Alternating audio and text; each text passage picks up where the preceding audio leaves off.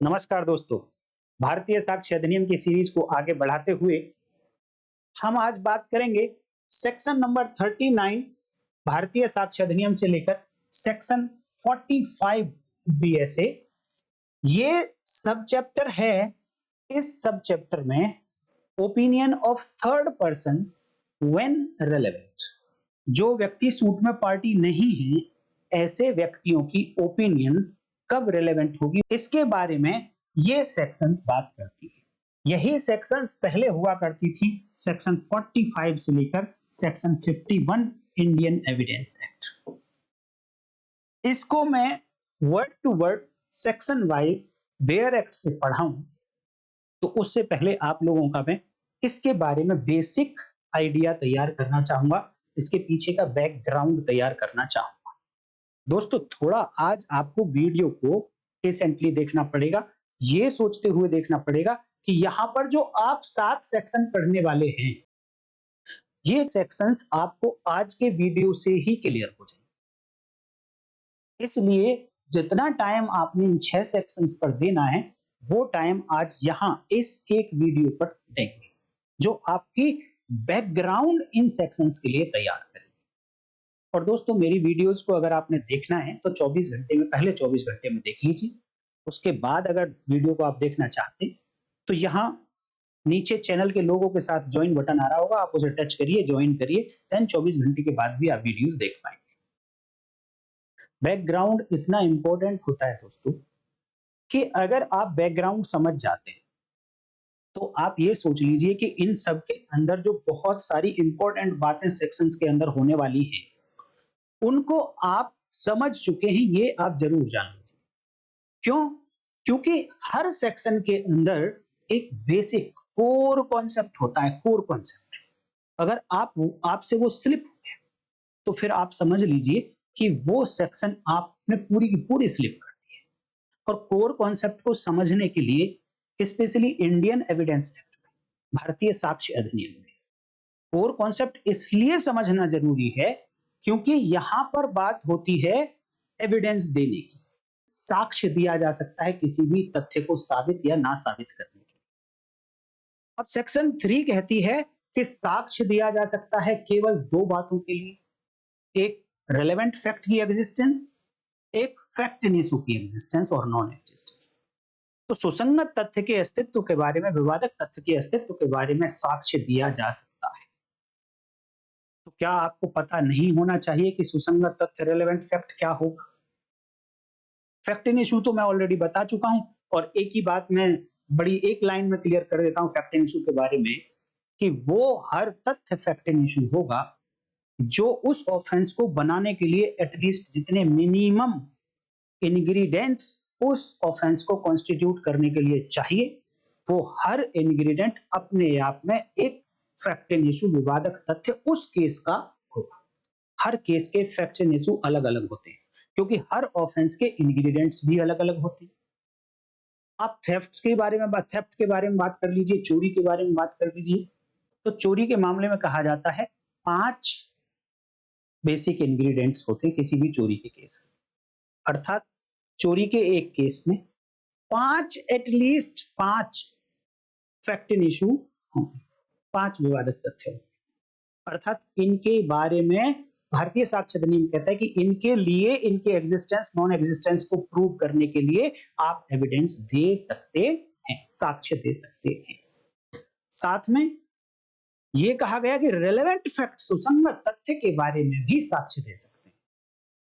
अब मैं आपसे उम्मीद जरूर कर सकता हूं कि ये बात मैंने इतनी बार बता दी है अपनी वीडियोस में कि अब आपको वो सेक्शन रट गई होगी कि ये बात कौन सी सेक्शन कहती है कि साक्ष्य केवल 2 बातों के लिए दिया जा सकता है, रेलेवेंट फैक्ट या फैक्ट इन इशू के लिए। तो मैं आपसे उम्मीद करूंगा कि कमेंट करके बताएंगे आप कि कौन सी सेक्शन भारतीय साक्ष्य अधिनियम में कहती है और इसकी corresponding section Indian evidence act में क्या थी।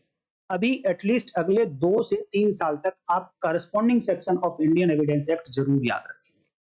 देखिए, हो सकता है कि क्वेश्चन में केवल यही पूछ लिया जाए कि भारतीय साक्ष्य अधिनियम की आज की इस सेक्शन की corresponding section Indian evidence act में क्या थी, मैच करिए, तब आप क्या कर लेंगे।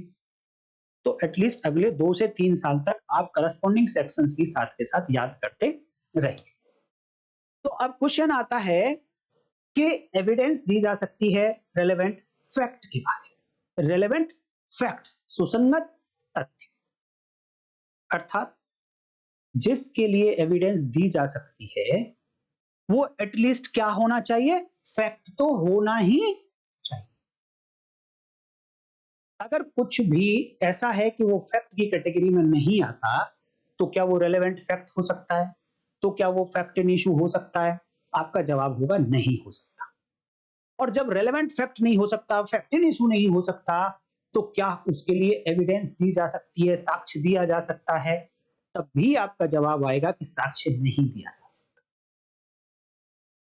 लेकिन जैसा कि हम बिल्कुल नए तो नहीं हैं भारतीय साक्ष्य अधिनियम के लिए, थोड़ा बहुत तो हम लोगों ने पहले ही पढ़ा है, तो सब लोगों ने पढ़ा हुआ है कि ओपिनियन के रिगार्डिंग भी जो अब हम पढ़ने वाले हैं, ओपिनियन के रिगार्डिंग भी एविडेंस दी जा सकती है। ओपिनियन के रिगार्डिंग भी एविडेंस दी जा सकती है। तो क्या आपके माइंड में ये नहीं आता है कि जब इसके रिगार्डिंग एविडेंस दी जा सकती है, तो सबसे पहले तो ये फैक्ट होना चाहिए। फैक्ट होने के बाद ये रेलेवेंट फैक्ट होना चाहिए, तभी एविडेंस दी जा सकती है। तो क्या आप मुझे बता सकते हैं कि ओपिनियन, किसी व्यक्ति की राय, जो किसी ने देखा नहीं है, जो किसी ने अपना कानों से सुना नहीं है, अपनी नाक से सूंघा नहीं है, जीभ से टेस्ट नहीं किया, स्किन से टच नहीं किया, ये कुछ ऐसा है। और जब आपने फैक्ट की डेफिनेशन पढ़ी, भारतीय साक्ष्य अधिनियम section 2 subsection 1 clause F, F for fact, E for evidence, दोनों की डेफिनेशन ऐसे आप याद कर लीजिए। तो जब वहां पर बात कही गई थी, आपसे फिर एक क्वेश्चन पूछने वाला हूं, आप फिर कमेंट करके बताइए कि अगर कोई बात, कुछ भी, anything in relation of things, state of things, वस्तु, कोई भी वस्तु, उसकी अवस्था, उनका संबंध एक दूसरे से अगर आंख से देखा जा सकता है, कान से सुना जा सकता है, स्किन से टच किया जा सकता है, जीभ से टेस्ट किया जा सकता है, किसी भी इंद्रिय से महसूस किया जा सकता है, तो वो फैक्ट की कैटेगरी में आ जाता है। तो क्या आप मुझे कमेंट करके बता सकते हैं कि किसी भी व्यक्ति ने जो राय बनाई है, जो किसी पर्सन ने अपनी ओपिनियन बनाई, क्या वो अनुमान, वो राय, वो ओपिनियन फैक्ट की कैटेगरी में आता है? ओपिनियन को थोड़ा सा मैं आपको डिस्क्राइब करने की कोशिश करता हूं कि ओपिनियन है क्या। Opinion is nothing but inference drawn from the facts. तथ्यों से अगर किसी व्यक्ति ने कोई अनुमान निश्चित किया है, अनुमान बनाया है, तो वो जो अनुमान उसने अपने मन में बनाया, अपने अंदर से एक और नई बात पैदा करी कि फैक्ट्स तो ये हैं, ये हैं, ये हैं, ये हैं। तो इन फैक्ट्स के बारे में जो अनुमान किसी व्यक्ति ने अपने माइंड में बनाया, क्या ये ऐसा फैक्ट है जिसे आंख से देखा जा सकता है? क्या ये ऐसा फैक्ट है जो किसी व्यक्ति के मन में राय बनी हुई है, वो कान से सुनी जा सकती है? क्या स्किन से टच की जा सकती है, नाक से सूंघी जा सकती है, क्या जीभ से टेस्ट की जा सकती है क्या? तो आपका जवाब आएगा नहीं की जा सकती। तो क्या ये फैक्ट की कैटेगरी में आएगा? आप मुझे कमेंट करके बताइए, क्या ओपिनियन एक फैक्ट है? एक पिछली वीडियो में मैं बता भी चुका हूं, अगर आप लोग मेरे रेगुलर व्यूअर होंगे तो आपको डेफिनेटली पता होगा कि ये फैक्ट है या नहीं है, तो क्यों है और नहीं है तो क्यों नहीं। वीडियो को पॉज करके जो रेगुलर व्यूअर हैं उनसे जरूर मेरी रिक्वेस्ट कि आप कमेंट करके बताइए कि ओपिनियन, किसी पर्सन की राय, वो फैक्ट की कैटेगरी में आएगी या नहीं, और आएगी तो आपने प्रोविजन बताना है, नहीं आएगी तो क्यों नहीं आएगी ये भी बताना। मैं उम्मीद करता हूं कि आप लोगों ने कमेंट कर दिया होगा। अब मैं आगे देखिए, ये तय है कि ओपिनियन एक फैक्ट है, इट इज कंफर्म्ड। क्यों कंफर्म्ड है? आपने सेक्शन 2 सब सेक्शन 1 और उसकी clause F, F for fact बी ऐसे पढ़ा होगा। तो यहां पर फैक्ट की डेफिनेशन दी गई है और इस फैक्ट की डेफिनेशन को बताते बताते जब मैंने आपसे बात करी थी तो मैंने कहा था कि दो टाइप के फैक्ट होते हैं, एक फिजिकल फैक्ट और एक होता है मेंटल फैक्ट, जिसे हम साइकोलॉजिकल फैक्ट भी कह सकते हैं। साइकोलॉजिकल फैक्ट मानसिक तथ्य, मनोवैज्ञानिक तथ्य और भौतिक तथ्य। तो इस फैक्ट की डेफिनेशन में दो पार्ट है। पहला पार्ट बात करता है फिजिकल फैक्ट की, जो हम आंखों से अपनी इंद्रियों से महसूस कर सकते हैं। लेकिन एक दूसरा पार्ट भी लिखा है, क्योंकि मन के अंदर जो बातें होती है, किसी पर्सन के अंदर क्या इंटेंशन चल रही है, वो गुड फेथ में काम कर रहा है या नेग्लिजेंट, या उसकी नॉलेज कैसी है। जितने भी मेंसरिया एक वीडियो में मैंने ग्राफ के थ्रू आप लोगों को समझाए थे, वो मेंसरिया कहाँ होते हैं, माइंड के अंदर होते हैं। और जो बातें माइंड के अंदर होती हैं उनको इंद्रियों से महसूस नहीं किया जा सकता। लेकिन second part of this definition of fact ये कहती है कि वो मेंटल कंडीशन, जो किसी पर्सन की मेंटल कंडीशन है, अगर उसका किसी को भान हो जाता है, उसका किसी को नॉलेज हो जाती है, तो कहेंगे कि वो जो अंदर बातें थी, वो जो ओपिनियन भी जिसमें आती है, वो फैक्ट की कैटेगरी में आ जाएगा। अर्थात जो डेफिनेशन फैक्ट की दी गई सेक्शन 2 सबसेक्शन 1 और क्लॉज एफ में, वहां पर ओपिनियन जो है वो फैक्ट की कैटेगरी में आती है।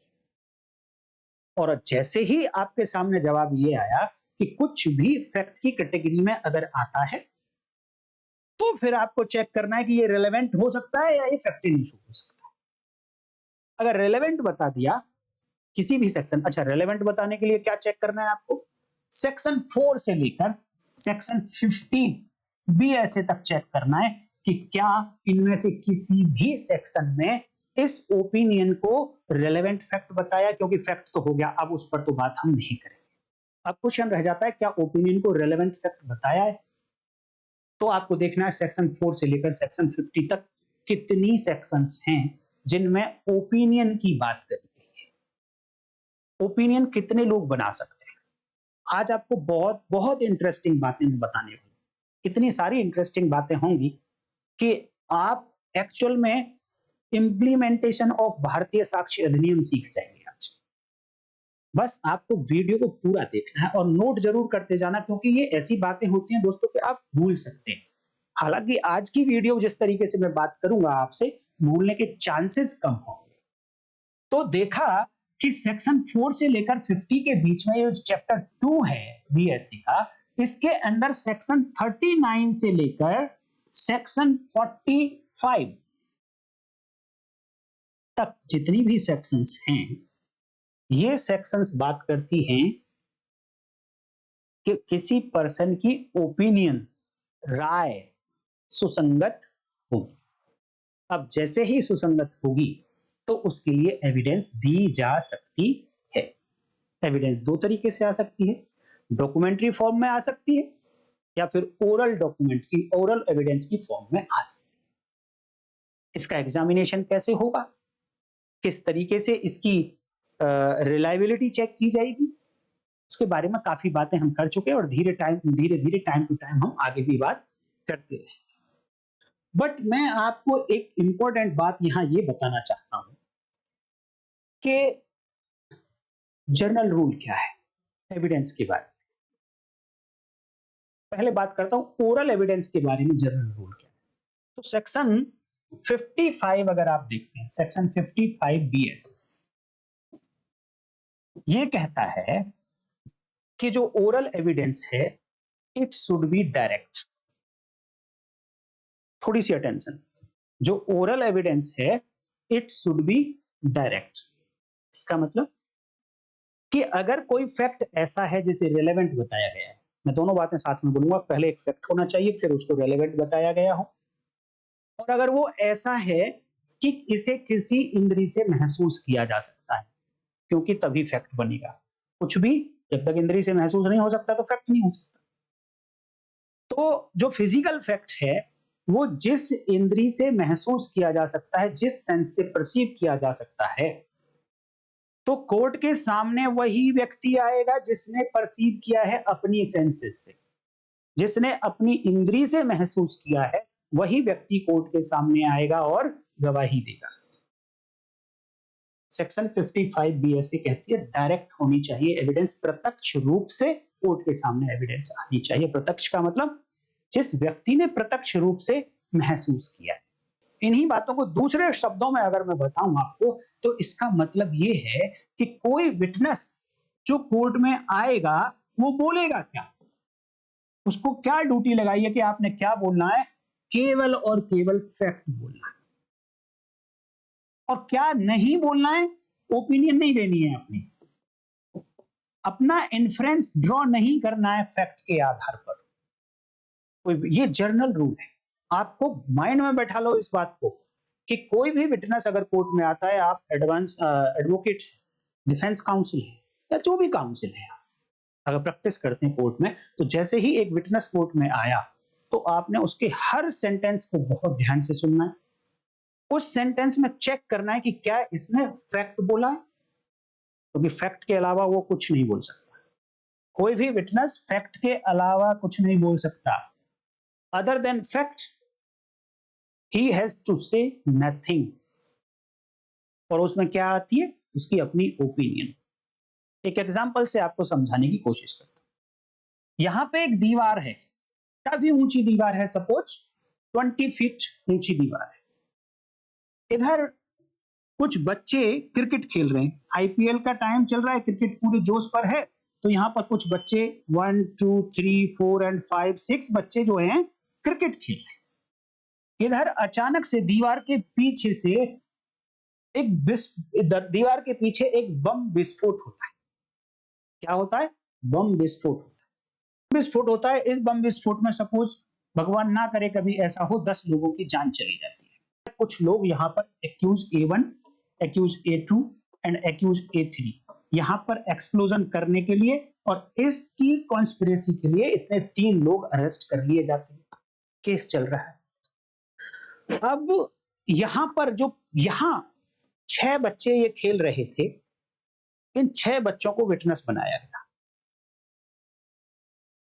किस बात के लिए विटनेस बनाया गया, कि जब भी कोई बम विस्फोट होगा तो उसकी आवाज होगी बहुत तेजी से, वहां से धुआं भी निकलेगा। हो सकता है कुछ लोग अगर जिंदा बच गए तो उनके चिल्लाने की भी आवाज आएगी। हो सकता है कि उस साइड से कुछ वस्तुएं, कार, जो चीजें वहां पड़ी हुई थी वो फटेंगी, टूटेंगी, वो उछल के इनकी तरफ आ सकती है। ये सब पार्ट ऑफ सेम ट्रांजैक्शन है। अब जब ये बच्चे witness W1 W2 W3 and so on, ये जब कोर्ट में आए तो इन्होंने बोलना शुरू किया कि मेरा नाम ये है, पिताजी का नाम ये है, मैं यहां पर रहता हूं, इस डेट को इतने बजे मैं इस पर्टिकुलर जगह पर इन लोगों के साथ में क्रिकेट खेल रहा था, समय इतने बजे अचानक से दीवार के पीछे से बहुत तेज आवाज आई, बहुत तेज आवाज आई, और ऐसा लगा कि जैसे कोई बम विस्फोट हुआ हो। उसके कुछ देर बाद हम खेलकर यहां से चले गए। एक दिन पुलिस हमारे घर पर आई और हमसे पूछताछ की, तो हमने पुलिस को अपना बयान दिया था। ऐसा इन बच्चों ने यहां पर आकर कोर्ट में बोला है। अब एज ए डिफेंस काउंसिल या एज ए काउंसिल आपकी ड्यूटी क्या है? आपकी ड्यूटी है जनरल रूल ध्यान रखना है कि सेक्शन 55 भारतीय साक्ष्य अधिनियम क्या कहती है। सेक्शन 55 भारतीय साक्ष्य अधिनियम कहती है कि oral evidence must be direct. मौखिक साक्ष्य प्रत्यक्ष रूप से कोर्ट में होना चाहिए। इसी को दूसरे शब्दों में बोलें तो जो विटनेस कोर्ट में आकर बोल रहा है वो केवल और केवल फैक्ट बोलेगा, ओपिनियन नहीं बताएगा अपनी। ओपिनियन का मतलब इन फैक्ट्स के आधार पर इन्फ्रेंस ड्रॉ करके नहीं बताएगा, अनुमान लगाकर नहीं बताएगा कि उसको कैसा लगता है। ये बात आपको पता होनी चाहिए। अब आपने जब इन बच्चों के स्टेटमेंट को सुना, तो आपने देखा इन्होंने सारे लगभग सभी फैक्ट बताए थे।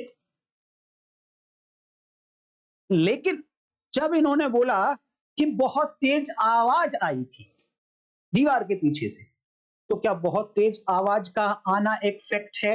यस, एक फैक्ट है और ये फिजिकल फैक्ट है, बिकॉज कि ये ऐसा फैक्ट है, ऐसी बात है, इसको कान से सुना जा सकता है।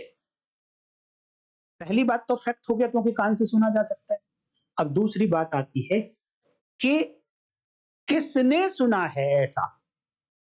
तो इस W1 ने सुना, W2 ने सुना, W3 ने सुना, जो भी 6 व्यक्ति थे यहां पर, इन सब ने ऐसा अपने कानों से सुना। अर्थात जिसने अपने कान से सुना वही व्यक्ति कोर्ट में आएगा। अगर सपोज इन्होंने जाकर अपने मम्मी पापा को बता दिया, पेरेंट्स को बता दिया कि आज जब हम वहां क्रिकेट खेल रहे तो दीवार के पीछे से इतनी तेज आवाज आई, ऐसा लगा कि जैसे बम विस्फोट हो गया। अब पुलिस ने सोचा कि इन बच्चों से क्या पूछते हैं, इनके पेरेंट्स को विटनेस बना देते हैं, ये बड़े हैं। इन्होंने जाकर कोर्ट में बोला कि इस डेट पर इतने बजे इस दीवार के पीछे से बहुत तेज आवाज आई थी और ऐसा लगता है कि जैसे बम विस्फोट हुआ। तो यहां पर दो बातें हैं, एक तो फैक्ट बोला है इन्होंने, तो पहली बात आपको चेक करना है कि क्या ये फैक्ट इन्होंने ही सुना था। वो फैक्ट क्या है? आवाज का होना। तो क्या वो आवाज का होना इन पेरेंट्स ने सुना था? तो आपको जवाब मिलेगा नहीं सुना था। तो आप ऑब्जेक्ट करिए, this person is not a competent witness. ये गवाह नहीं है इस फैक्ट का कि वहां से बहुत तेज आवाज आई थी, क्योंकि इसने अपने कानों से नहीं सुना।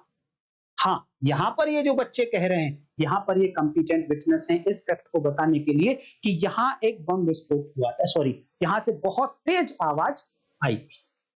फैक्ट हो गया, फैक्ट ही बच्चों ने बोला। लेकिन साथ में ये बोला बच्चों ने कि ऐसा लगा, इतनी तेज आवाज थी कि जैसे कोई बम विस्फोट हो गया हो। भाई, अब दीवार के पीछे बम विस्फोट हुआ है, ये कैसा फैक्ट है?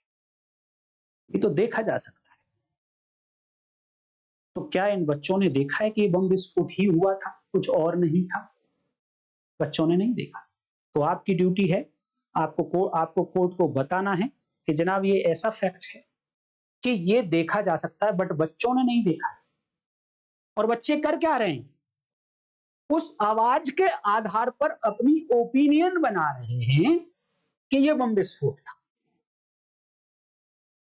बच्चों का काम नहीं है ओपिनियन बनाना, किसी पर्सन का काम नहीं है ओपिनियन बनाना। बनाता है बनाए, लेकिन लॉ परमिट नहीं करता कि विटनेस कोई ओपिनियन देगा। जनरल रूल ये है कि विटनेस केवल फैक्ट डिपोज करेगा कोर्ट में आकर, fact which they have seen, which they have heard, which they have tasted, which they have perceived from other senses। अपनी इंद्रियों से जो कुछ गवाहों ने देखा, उन फैक्ट को डिपोज करेगा आकर कोर्ट में, अपनी ओपिनियन नहीं बताएगा। कई बार ये फैक्ट एंड ओपिनियन इस तरीके से मिक्स हो जाते हैं कि ऑर्डिनरी काउंसिल उनको डिफरेंशिएट नहीं कर पाते, और जैसे ही डिफरेंशिएट नहीं कर पाते हैं तो उनके लिए फेटल हो जाता है। तो आपको फैक्ट और इन फैक्ट के आधार पर बनाई गई ओपिनियन को डिफरेंशिएट करना आना चाहिए। तो विटनेस का काम नहीं है ओपिनियन देना, तो ओपिनियन बनाना काम है किसका? Opinion banana function of drawing inference from the facts is a judicial function, and that must be done by the court only. ये जो इन्फ्रेंस ड्रॉ करना फैक्ट के आधार पर, अनुमान लगाना तथ्यों के आधार पर, ये केवल और केवल न्यायालयों का काम है, और न्यायालयों को ही करना चाहिए। ये न्यायिक प्रक्रिया है और न्यायालयों को ही करना चाहिए। किसी और को ओपिनियन बनाना अलाउड नहीं करने देना चाहिए। अर्थात जनरल बात ये हुई कि ओपिनियन गवाह नहीं बनाएगा, ओपिनियन कौन बनाएगा? कोर्ट बनाएगा। किसके आधार पर बनाएगा? कोर्ट क्यों बनाएगा? क्या उसको लॉ परमिट करता है? हाँ, परमिट करता है। कैसे करता है? मैंने एक प्रूव्ड, डिस्प्रूव्ड और नॉट प्रूव्ड की डेफिनेशन पर वीडियो बनाई है, बहुत अच्छी वीडियो है। आपको जरूर देखना चाहिए अगर आप सचमुच में एक अच्छे लॉयर बनना चाहते हैं। बहुत अच्छी वीडियो है। उस प्रूव्ड की डेफिनेशन में लिखा कि किसी फैक्ट को कब प्रूव्ड मानेगी कोर्ट। पहली बात, कौन मानेगा कि फैक्ट प्रूव हुआ या नहीं हुआ? कोर्ट, जिसके सामने मामला ट्राई किया जा रहा है। वो कोर्ट को मानना है कि कोई फैक्ट प्रूव हुआ या नहीं हुआ। अब कैसे मानेगी? देखिए, 3 क्वेश्चन तो बेसिकली आप लोगों को करने ही करने हैं। What, how and why. क्या, कैसे और क्यों। क्या माने, क्या देखेगी कोर्ट कि कोई फैक्ट प्रूव हुआ या नहीं। क्यों देखेगी कोर्ट, सॉरी, कैसे देखेगी कि कोई फैक्ट प्रूव हुआ या नहीं हुआ। तो उसके लिए प्रूव्ड की डेफिनेशन में लिखा गया तरीका बताया है कि कैसे देखेगी। वहां पर लिखा हुआ है, after considering the matter before it, any court after considering the matter before it believes existence of any fact। क्या ऐसा बिलीव करती है, ऐसा विश्वास करती है कि किसी फैक्ट का, तथ्य का अस्तित्व है। बट कैसे? After considering the matter before it. Matter word use हुआ है, मैटर विषय, नॉट एविडेंस। साक्ष्य नहीं लिखा। After considering the evidence before it, no, after considering the matter before it. जो कोर्ट के सामने जितने भी विषय हैं, सबको कंसीडर करने के बाद उसे अपना बिलीफ बनाना है, अपना विश्वास करना है कि क्या इस तथ्य की एग्जिस्टेंस है। ये जो बिलीफ है, it is the opinion of the court regarding the fact whether this fact exist और नॉट। तो ओपिनियन कौन बना रहा है? कोर्ट बनाती है। It is a judicial function and must be performed by the court। तो कोर्ट बनाएगी अपनी opinion and it must be based on the matter before the court. इस मैटर में क्या क्या हो सकता है? इस मैटर में एविडेंस हो सकती है, ओरल एविडेंस हो सकती है, डॉक्यूमेंट्री एविडेंस हो सकती है। इस मैटर में कोई एफिडेविट हो सकता है। इस मैटर में कन्फेशनल स्टेटमेंट हो सकते हैं जो एविडेंस नहीं होते। इस मैटर में एक्यूज का एक्सप्लेनेशन हो सकता है। इस मैटर में कोई मैटेरियल थिंग हो सकती है। इन सबको देखने के बाद कोर्ट अपने वो अंदर इनको एनालाइज करेगा और फिर एनालाइज करने के बाद अपनी ओपिनियन बनाएगा, अपना बिलीफ बनाएगा कि अब इस फैक्ट की एग्जिस्टेंस को मैं मानूं या ना मानूं। अगर मानता है कि हाँ, इस फैक्ट की एग्जिस्टेंस है, तो मान लेगा कि ये फैक्ट प्रूव हो गया।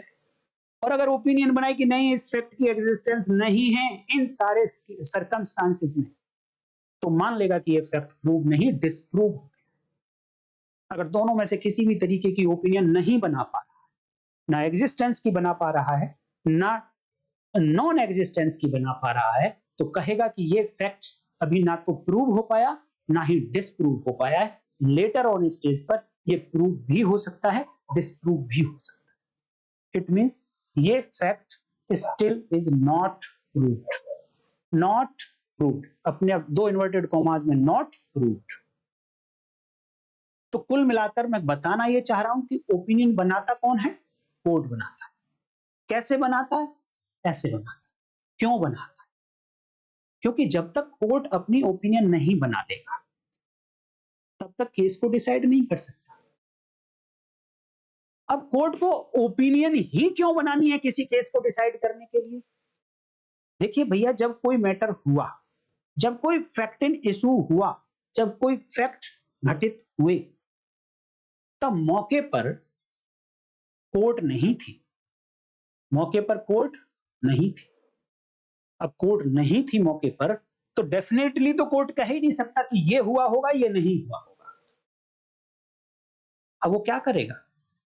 कोर्ट तो केवल अनुमान लगाएगा, और अनुमान भी उनके आधार पर जो उसके सामने मटेरियल प्रोड्यूस किया जाए, उसके आधार पर अनुमान लगाएगा कि ऐसा हुआ होगा या नहीं हुआ।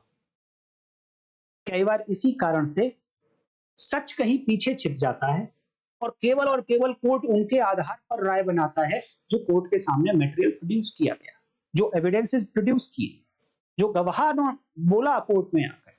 अब गवाह तो कई बार झूठ भी बोल सकता है, ह्यूमन पर्सन, हो सकता है किसी लालच में आकर कुछ झूठ बोल जाए, लेकिन दूसरी पार्टी इतनी कैपेबल नहीं है कि उसके झूठ को बाहर ला सके, इस गवाह की क्रेडिबिलिटी को ब्रीच कर सके, उसके जो विश्वसनीयता है उसको खत्म कर सके। दूसरी पार्टी इतनी कैपेबल नहीं है, तो कई बार एक इनोसेंट पर्सन को भी सजा हो जाती है, इनोसेंट पर्सन के अगेंस्ट भी डिसीजन आ जाता है। वो क्यों? क्योंकि कोर्ट, जज, मैजिस्ट्रेट मौके पर नहीं थे, उन्होंने अपनी आंखों से कुछ नहीं देखा, उन्होंने तो अनुमान ही ड्रॉ। तो यहां आप बात समझ गए कि कोर्ट ओपिनियन बनाएगी, कैसे बनाएगी, क्यों बनाएगी।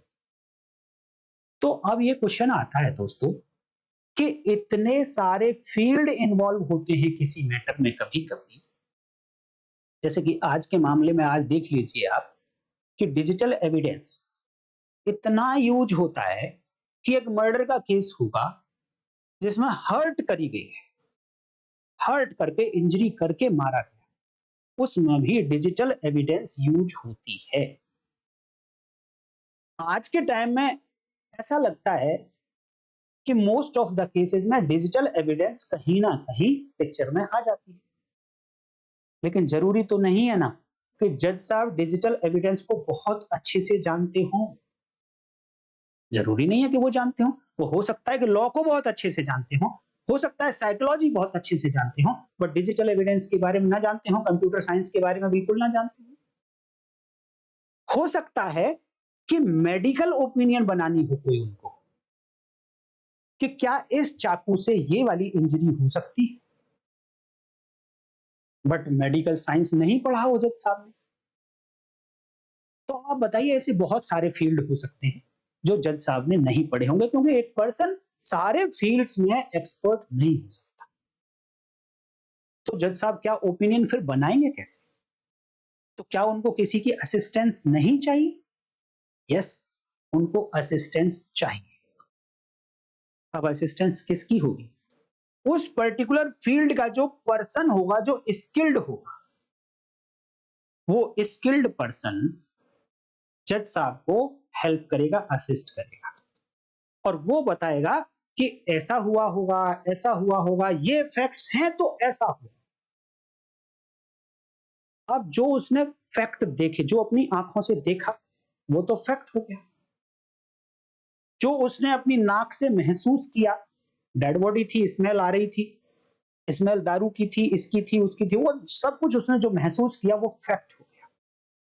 लेकिन अब इस फैक्ट के आधार पर उस डॉक्टर ने जो अपनी ओपिनियन बनाई कि इसकी डेथ किस तरीके से हुई होगी, इसकी डेथ आज से कितने टाइम पहले हुई होगी, इसकी डेथ किस प्लेस पर हुई होगी, क्या इसकी डेथ डूबने से ही हुई है पानी में, या पहले मारा गया है, या इसको जहर दे के मारा गया है और बाद में इसको पंखे पर लटका दिया गया है।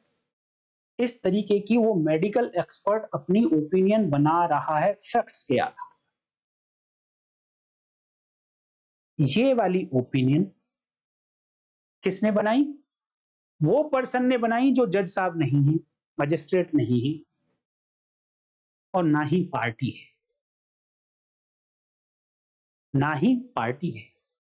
इट मींस ये एक इंडिपेंडेंट पर्सन है, क्योंकि जज साहब हर फील्ड के एक्सपर्ट नहीं हो सकते, इसलिए कानून को प्रैक्टिकली जब इंप्लीमेंट करना हो तो लेजिस्लेचर, जो कानून को बनाने वाले थे, उन्होंने सोचा कि जज साहब को अगर ये छूट नहीं दी गई कि वो किसी एक्सपर्ट की या किसी दूसरे पर्सन की हेल्प ले सकते हैं, अपनी असिस्टेंस ले सकते हैं, तो कानून अधूरा रह जाए। इसलिए लॉ फ्रेमर ने एक सब चैप्टर बनाया भारतीय साक्ष्य अधिनियम, इंडियन एविडेंस एक्ट के अंदर कि opinion of third person when relevant, व्यक्तियों की राय सुसंगत होगी, लेकिन कब होगी।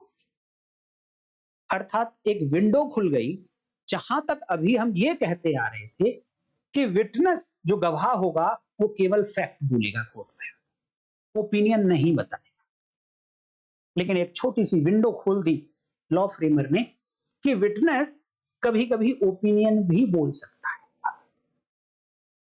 लेकिन उससे पहले आपको ध्यान रहे कि वो ओपिनियन तभी बताएगा जब कोर्ट को कोई ओपिनियन फॉर्म करनी होगी।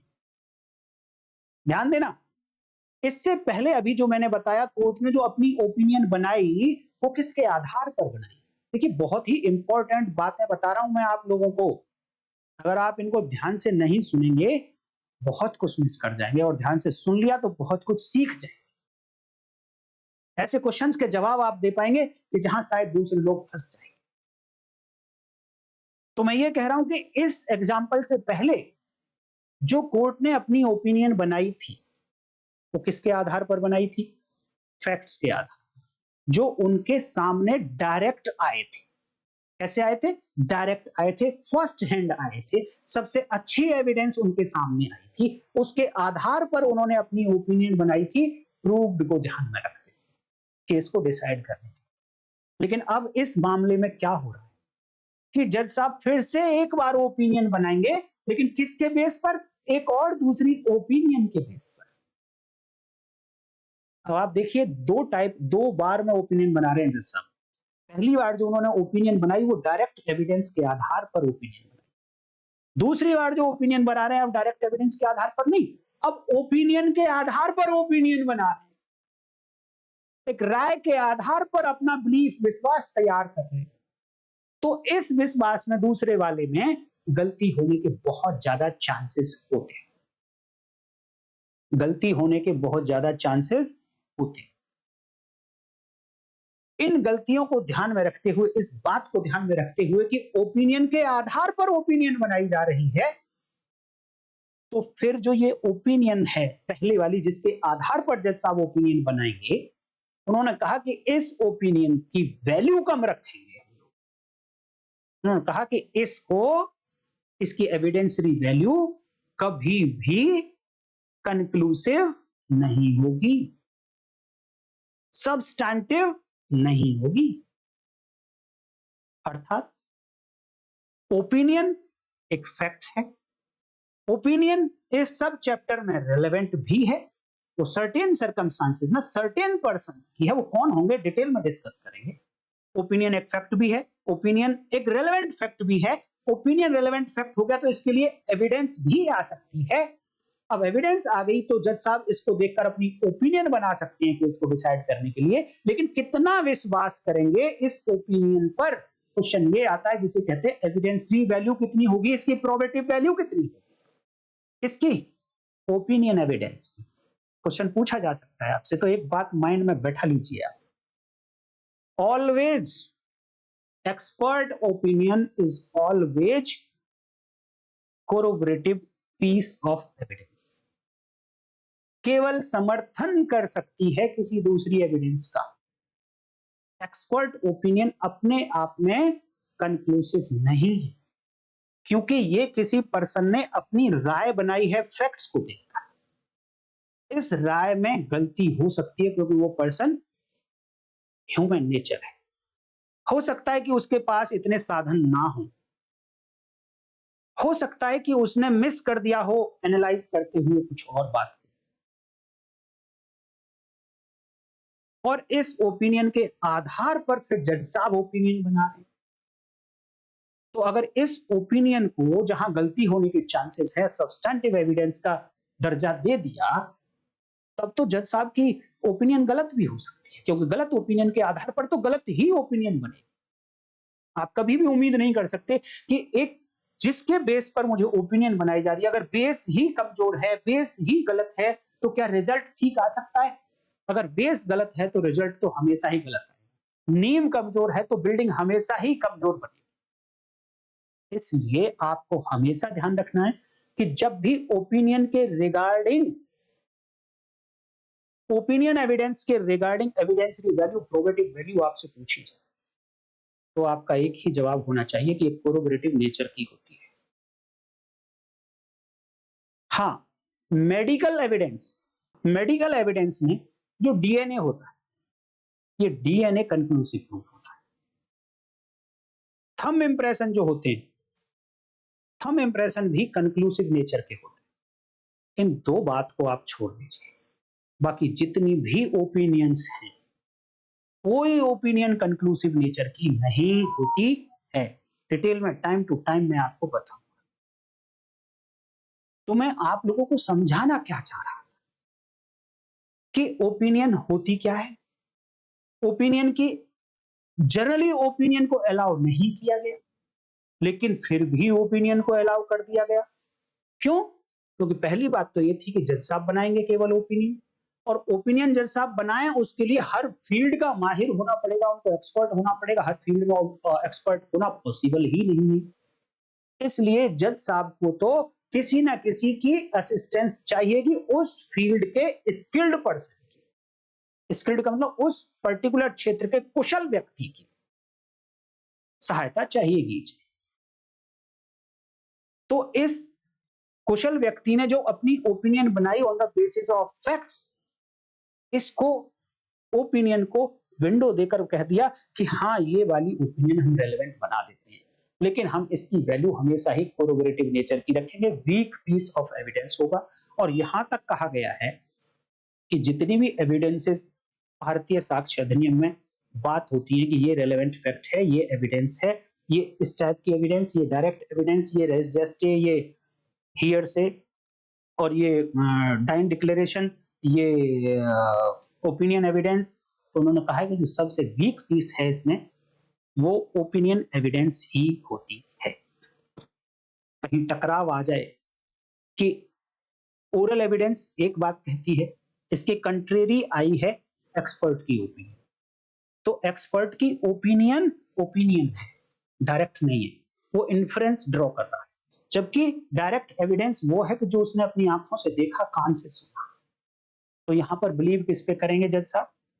ओरल एविडेंस जो डायरेक्ट है उस पर करेंगे, जब तक कि बहुत ज्यादा कंट्राडिक्शन ना आ जाए कि ओरल एविडेंस को ऐसा ना लगने लगे जज साहब कि ये झूठ बोल रहा है।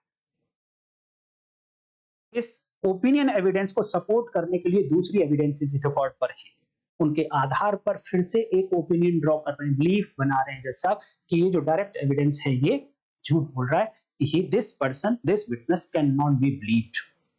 जब ऐसा एक ओपिनियन ड्रॉ कर लेंगे, देन ही केवल और केवल ओपिनियन, वो भी अकेले नहीं, वो भी सपोर्टिव होनी चाहिए दूसरी एविडेंसेस से, देन ये कोरोबोरेटिव नेचर की है, इस तरीके से इसको पढ़ा जा सकता है। अदरवाइज तो ओरल एविडेंस पर ही विश्वास किया जाएगा अगर कंट्राडिक्शन दोनों में आ गया है तो। ये था दोस्तों कुछ ओपिनियन के बारे में, ये बैकग्राउंड है ओपिनियन का। अगर आप इसको दोबारा से और देख लो एक बार, इस वीडियो को पॉइंट्स नोट कर, अगर आप इतनी बात को याद रखोगे, इन्हीं का एप्लीकेशन करके हम आगे की सेक्शंस को पढ़ेंगे, तो वहां पर कहां एक्सपर्ट हुआ, कहां पर नॉन एक्सपर्ट हुआ, उनकी एविडेंसरी वैल्यू किस तरीके से पढ़ना है। आपको एक और बात बता दूं कि जब इस चैप्टर का नाम आप देखेंगे, सब चैप्टर का, चैप्टर के अंदर, चैप्टर 2 के अंदर जो सब चैप्टर है, opinion of third person when relevant, तो यहां पर वर्ड यूज हुआ थर्ड पर्सन, थर्ड पर्सन, और उस थर्ड पर्सन की ओपिनियन। तो क्या भैया फर्स्ट एंड सेकंड पर्सन भी होते हैं क्या? भारतीय साक्ष्य अधिनियम में कहीं first person and second person भी हैं जिनकी ओपिनियन थी? या तो उनको रेलेवेंट माना या उनको इररेलेवेंट माना, ये डिफरेंट मैटर, बट हैं क्या first person and second person जो अपनी ओपिनियन बनाते हैं? इसके बारे में अभी आप कमेंट करके बताइए। नेक्स्ट वीडियो में हम डिटेल से टाइम टू टाइम बात करते रहेंगे दोस्तों। मैं उम्मीद करता हूं कि ओपिनियन का बैकग्राउंड आपका तैयार हो गया होगा। आप बहुत सारे क्वेश्चंस के आंसर तो अभी भी दे देंगे। अब चलेंगे हम वन टू वन। पहले नेक्स्ट वीडियो में मैं जवाब दूंगा इस बात का कि यहां पर थर्ड पर्सन ही क्यों लिखा। अब फर्स्ट पर्सन कहां है और सेकंड पर्सन कहां है, और इनकी ओपिनियन क्या, first person and second person की ओपिनियन है क्या भारतीय साक्ष्य अधिनियम में, अगर है तो क्या रेलेवेंट है तो कौन सी सेक्शन से, और फिर इनके साथ में उनका क्या डिफरेंस है या उनका क्या कंपैरिजन। इस तरीके की बातें अगली वीडियो में करूंगा दोस्तों, और तब तक आप देखते रहिए लीगल लैम्प। फिर मिलते हैं नेक्स्ट वीडियो में, तब तक के लिए नमस्कार, जय हिंद।